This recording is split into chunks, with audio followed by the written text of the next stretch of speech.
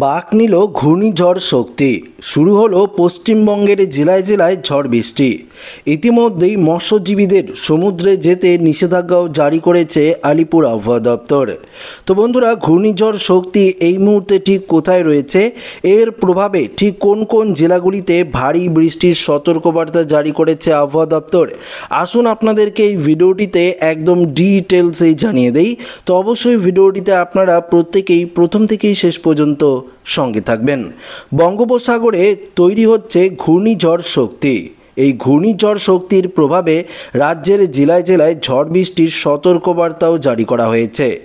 ইতিমধ্যেই মৎস্যজীবীদের ক্ষেত্রেও সতর্কতা জারি করা হয়েছে যাতে তারা সমুদ্রে মাছ ধরতে না যায়। তবে আগামী মঙ্গলবার বঙ্গোপসাগরে যে নিম্নচাপটি তৈরি হবে, সেই নিম্নচাপটি কিন্তু পরবর্তীতে ঘূর্ণিঝড়ের চেহারা নেবে, এমনটাই জানিয়ে দিয়েছে আলিপুর আবহাওয়া দপ্তর। তো বন্ধুরা, যখন এটি নিম্নচাপ থেকে গভীর নিম্নচাপ এবং ঘূর্ণিঝড়ের চেহারা নিবে, তখন কিন্তু ওড়িশা এবং পশ্চিমবঙ্গ উপকূলে প্রচুর পরিমাণে ঝড় বৃষ্টির সতর্কবার্তা থাকছে। পাশাপাশি বাংলাদেশেও থাকছে ভারী বৃষ্টিপাতের সতর্কতা। অন্যদিকে আজ সপ্তাহের প্রথম দিন সোমবার 2 চব্বিশ পরগনা, পাশাপাশি বীরভূম, মুর্শিদাবাদ, নদিয়ার মতো জেলাগুলিতে বজ্রবিদ্যুৎ সহ বৃষ্টির সম্ভাবনা রয়েছে। মঙ্গলবার 2 মেদিনীপুর, ঝাড়গ্রাম ঝড় বৃষ্টির সম্ভাবনার কথা জানিয়েছে আবহাওয়া দপ্তর।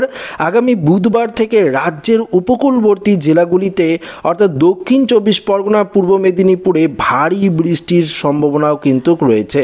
ঘন্টায় 70 থেকে 80 কিলোমিটার গতিবেগে দমকা ঝোড়ো বাতাস বইতে পারে। তো বুঝতেই পারলেন, ঘূর্ণিঝড় শক্তি যখন তৈরি হবে তখন উপকূলে কিন্তু প্রচণ্ড পরিমাণে সতর্কতা থাকছে এবং ঘন্টায় 70 থেকে 80 কিলোমিটার গতিবেগে দমকা ঝোড়ো হাওয়া কিন্তু বইবে। তো সমুদ্র উত্তাল থাকবে, তাই আগাম সতর্কবার্তা জারি করা হয়েছে মৎস্যজীবীদের ক্ষেত্রে, তারা যাতে সমুদ্রে মাছ ধরতে না যায়।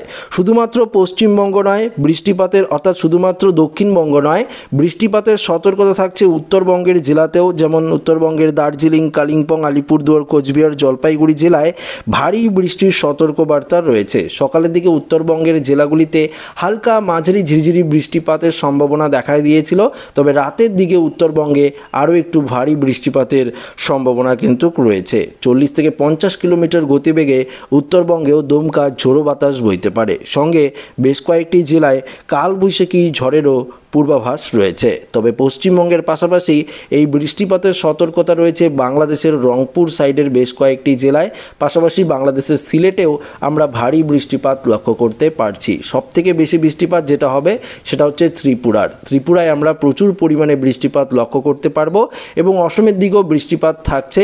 তবে ভারী থেকে অতি ভারী বৃষ্টিপাত তখনই হবে যখন ঘূর্ণিঝড় শক্তি একদম ঠিক উপকূলের কাছে এসে পৌঁছাবে। যদি এই ঘূর্ণিঝড় আবারও তার অভিমুখ এবং গতিপথ দুটোই পরিবর্তন করে, তাহলে কিন্তু এই ঘূর্ণিঝড় বাংলাদেশ বা মায়ানমার উপকূলের দিকেও কিন্তু যাওয়ার সম্ভাবনা থাকছে। তো আশা করি আপডেটটি প্রত্যেকের ভালো লেগেছে।